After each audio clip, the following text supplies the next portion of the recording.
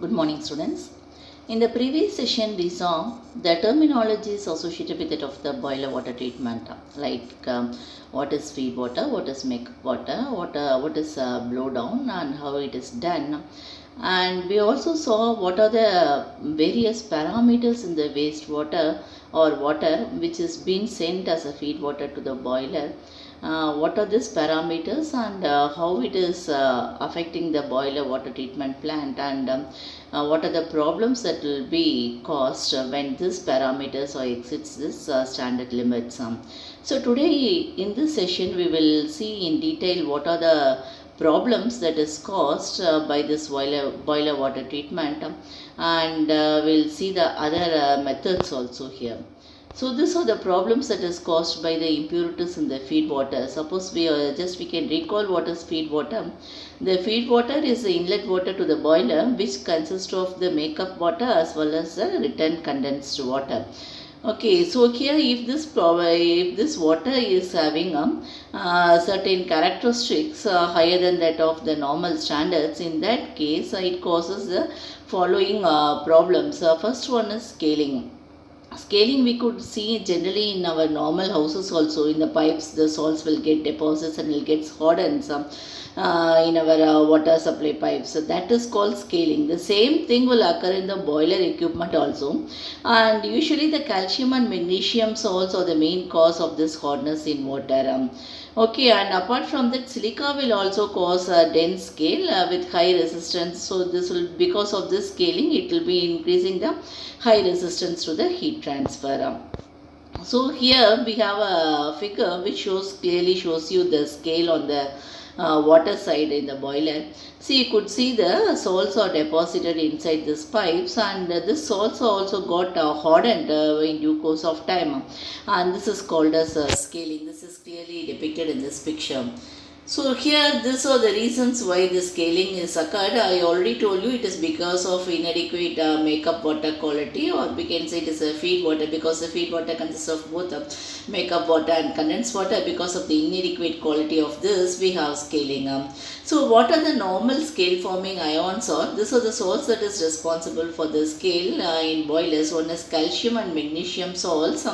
It may be of carbonate or bicarbonate or silicate. So what are the reactions that normally undergone here is calcium plus this bicarbonate, it forms calcium carbonate plus water plus carbon dioxide, and calcium plus sulfate forms calcium sulfate, calcium plus silicate forms calcium silicate, and magnesium plus silicate forms magnesium silicate.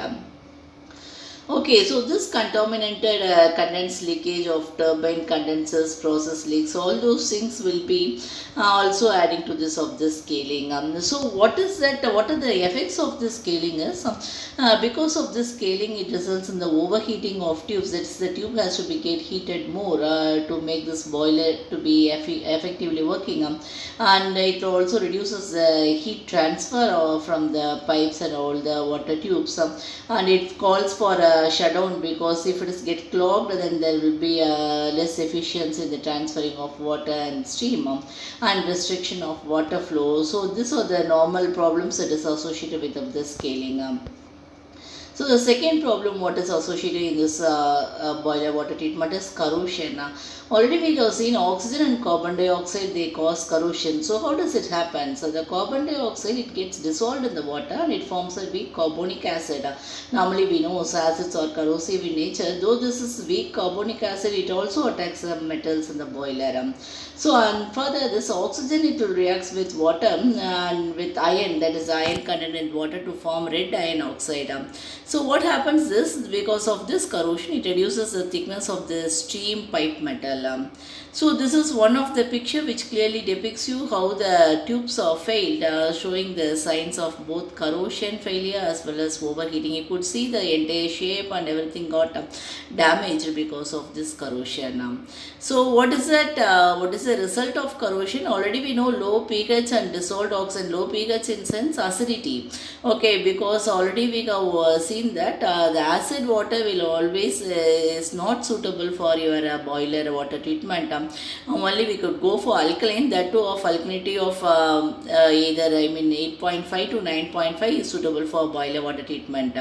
Apart from that, dissolved oxygen, that is also responsible for corrosion in the boiler water treatment. So because of this, what happens is metal loss happens in the boilers, pitting loss of protective oxide film, because usually in boiler we will have a protective film inside, okay, which will be reacting with the iron oxide, and as well as this oxygen distracts the protective oxide film. So see here the reaction, Fe3O4 plus O2, it forms 6Fe2O3. So this is the other type of corrosion which is caused by high caustic alkalinity. I already told you that alkalinity has to be in the range of 8.5 to 9.5. So if this alkalinity is also high, that also results in corrosion. So that type of corrosion is said to be caustic corrosion, or we can say it is embrittlement. So this is the reaction that is going on under this. So Fe3O4 plus NaOH, it forms NaFeO2 that plus Na2FeO2. It is a sodium ferrorate plus water. So this iron plus NaOH forms sodium ferrite Na2FeO2 plus H2. Apart from this, carbon dioxide is also results in corrosion. So such corrosion is said to be condensate corrosion. What happens here is bicarbonates, when it reacts with heat, it forms carbon dioxide, and this carbon dioxide further with water, it forms carbonic acid. So this iron plus bicarbonate, that results in FeCO3 twice. So this is the other problem that is caused because of this boiler water treatment, that is carryover. We could see here what is the reason for this carryover. So if it is we have both the mechanical as well as chemical reasons. When we come for mechanical reasons, if there is high water level or incomplete separation of steam and water, and high steaming rate, boiler, if improper boiler design, uneven fire distribution, load fluctuation, all these are the reasons that causes the carryover. When we come to the chemical problems, we have high TDS, that is total dissolved solids, high alkalinity, leakage of oil or organics, that also results in this carryover. So what is the result of this carryover is, after this what happens is the boiler deposits will be formed, and because of this the walls will be get plugged and trapped, and traps will be get plugged, and deposition will be formed on the turbine blades. So these are the other problems that is associated with it of the boiler, and this happens during the boiler treatment. So far what we have seen is what are the problems that is associated with the wet of the boiler feed water. So what is that? Because of the improper standards in feed water or makeup water, it results in scaling, corrosion as well as carryover. So the problem that is associated with the improper functioning of the boiler is this problem. So one is the increase of sludge. Suppose if the boiler is having a higher amount of sludge than the normal case, it is shows that this is because of the issue of the filtration or the solids removal upstream, or the collected precipitants from the poor water treatment. Okay, so normally when we see the sediments of solids will be usually softer. But what is scaling is, it will get hard, and this scale, like after being it is baked onto the heat exchangers, it will be becoming very hard. So this is there, and if there is increase in the sludge in this boiler, normally that will be causing the high, because it shows that it is an improper filtration or solid removal upstream process. So already we have said, if the filtration is not proper and if the softening methods is not efficient, in that case this feed water will not be doing their job. In that case, the solids will be settled in the internal piping, that causes an insulation layer to form. Okay, that also causes excessive heating of the tubes, and it causes localized overheating and eventual blowout. So how to prevent this type of increase of sludges? So we should eliminate the sludge causing contaminants in the feed water. That is very important. And second, sometimes we can use sludge conditioners also inside the boilers, but we cannot do this in case of high pressure boilers. If it is the need for high pressure boilers, we can go for some liquid conditioners. Okay, so here, so this will cause this conditioners will disperse the sludge causing solids, so they can be removed with the blowdown. And careful monitoring is one of the very important thing we have to do to find out the presence of these contaminants in the feed water or makeup water. And certain polymers and filtration methods are also found to be effective for solids removal. And filtering the feed water for suspended solids, it should be considered for high pressure boilers. Even the technologies like microfiltration and ultrafiltration, we can use it for removing the suspended solids and colloidal suspension such as colloidal silica. So second one is scale buildup. I already told you what is scale. It is the deposition of the salts inside and it will be get hardened because of the various reasons. Okay, and this is because of feed water contaminants like cause scaling includes silica, iron, calcium, and magnesium, aluminium. These are the salts which will be normally present in the feed water which causes scaling. So next one is system corrosion. We already seen that corrosion in the boilers and the breakdown of the metal elements. That is because of the variety of reasons. One is because of the presence of dissolved oxygen and carbon dioxide that we have seen. And apart from that, if the boiling pressure is higher, that will also result in more severe the corrosion. So when chlorides are present at an unacceptable level, chloride stress cracking can also occur. That shows that not only the dissolved oxygen and carbon dioxide as well as high pressure in the boilers, and even the chlorides, if it exceeds the permissible limits, then it will be causing this cracking in this boilers. And apart from that, we should be having a proper eye on this maintaining of proper pH, level of oxygen, amount of solids, and overall design of the boiler so that this corrosion types can be get minimized. So how to prevent it is by using high quality oxygen scavengers, that is used to remove this dissolved gases from boiler feed water in addition to that of the deaerators. We will see in the next session what is this high quality oxygen scavengers and how this deaerators are being operating. And then we can go with some internal chemistry techniques with for maintaining the proper pH levels so that the overall internal chemistry program is also critical. So the other problem that is seen commonly in the boiler is foaming and priming. So when does this foaming and priming occurs is when there are high amounts of dissolved solids or even oil is there, then we will have this foaming and priming. So when the steam is generated, what happens is the impurities in this feed water or inside that boiler, it gets bubbled up. So that bubbling up is called as foaming. As already said, how when we use this soap for lathering, soap for washing the clothes, it forms bubbles on the top of the surface of the cloths. So that is called as foaming. Okay, and this will evaporate with the steam. So this is called as priming. Okay, so what happens that when it is get evaporated, it latches onto the superheaters and turbines and thereby decreasing the efficiency.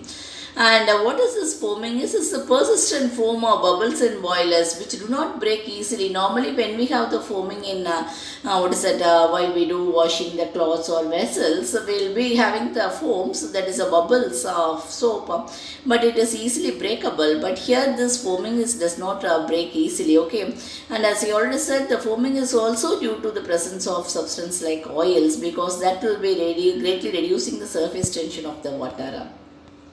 So how to prevent this foaming and priming is, normally this priming and foaming will be happen simultaneously.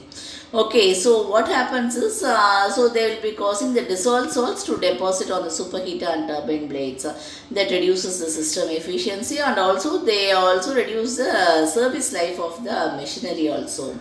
So this prevention how we can do is normally by maintaining a low level of dissolved solids and control alkalinity in the boiler. It is very easy to prevent this. And apart from that, we can use some of the treatment technologies for the feed water like membrane filtration, ion exchange and softening to remove this dissolved solids as well as oil and other alkalinity matters. And I already told you that the pH must be between 8.5 to 9.5 for the better operation of this boiler treatment. So if a good overall boiler water treatment system, it should have a proper pre-treatment of the boiler and a good program for the internal chemistry control, because should have a proper chemical feed and blow down program to control the scaling, falling, sludge and TDS buildup.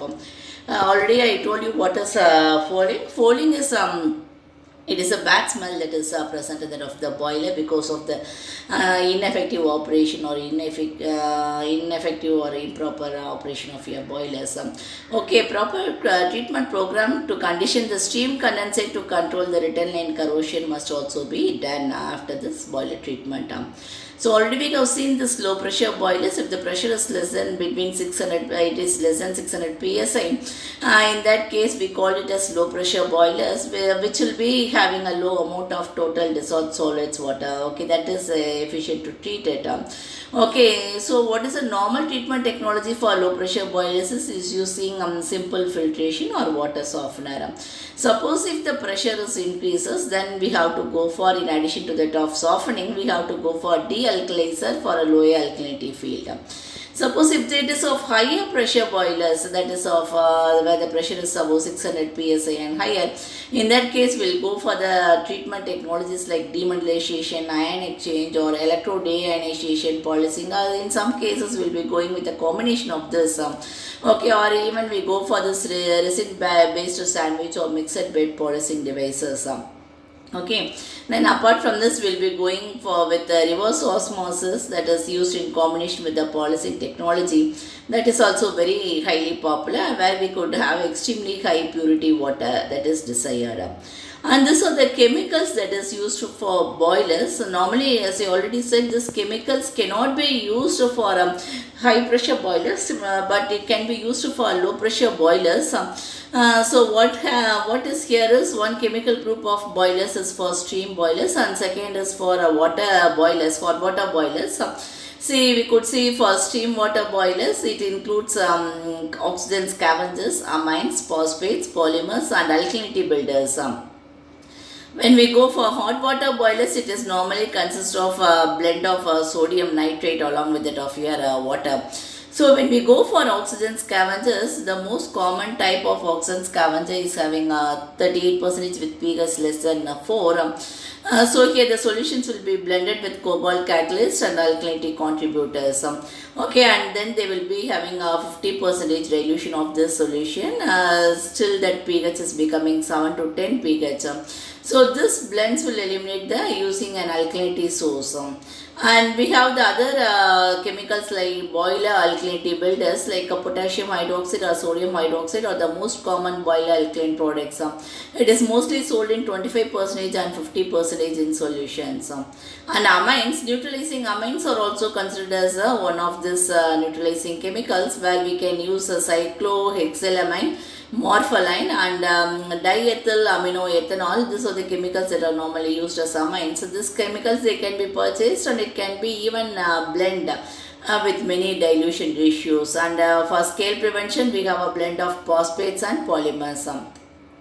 So a basic boiler feed water treatment system, it includes filtration or ultrafiltration, ion exchange or softening, membrane processes like reverse osmosis and nanofiltration, deaeration or degasification, coagulation or chemical precipitation. So the selection of this, it depends upon the type of the boilers, type of the feed water, as well as the pressure and temperature in the boilers and various other factors. So this monitoring of this treatment is also very essential, so as to increase the efficiency of this boiler process. So here what we have to do is we have to analyze all the water samples, that is including the condensate water for defined parameters at decided interval on continuous basis. And based on this analysis, we should take necessary actions to maintain the desired parameters in the defined limits by giving proper treatment to that of the feed water. And we have to record the analysis and we have to note down what are the actions that is taken. In case of upset in the treatment, frequency of analysis will be increased till the system comes to normal. So what are the different parameters we have to analyze in the feed water is, one is the pH, conductivity and TDS, phosphate, sulfite, hydrazine, silica, alkalinity, chloride, iron and residual amine. And this is also very important in case of boiler, that is preservation. We can have either wet preservation or dry preservation. That is, the boiler will be get shut down for a period of time. If it is less than a month, we'll go for a wet preservation. If it is more than that, we'll go for dry preservation. So how we preserve this boilers is by maintaining the sodium sulfate at 200 ppm in water and pH by 10.5 in case of low pressure boilers. If it is high pressure boilers, we will maintain the hydrazine at 200 ppm in water and pH of 10.5. If it is a dry preservation, we should use the following desiccations. One is quicklime, and other one is silica gel, and the other one is activated slab alumina. That is depends upon the boiler volume. So these are the recommended boiler water limits. That's based upon your various parameters. So TDS we could see if it is 20 kg per centimeter square is pressure, we have the different TDS, and total total ion dissolved solid, specific electrical conductivity, phosphate residual, pH, silica, and everything it get varies with it of your pressures. And this is the raw water analysis which has to be fed to the boiler. So pH it should be of 8, and total hardness should be 98. Total dissolved solids 385, and turbidity we could see 100. While we could see fluoride is only 1.84, and alkyne it has to be less than 1. So to avoid the iron oxide. So we will see how this treatment is done. What are the various treatment in the boiler in the next session. Thank you guys.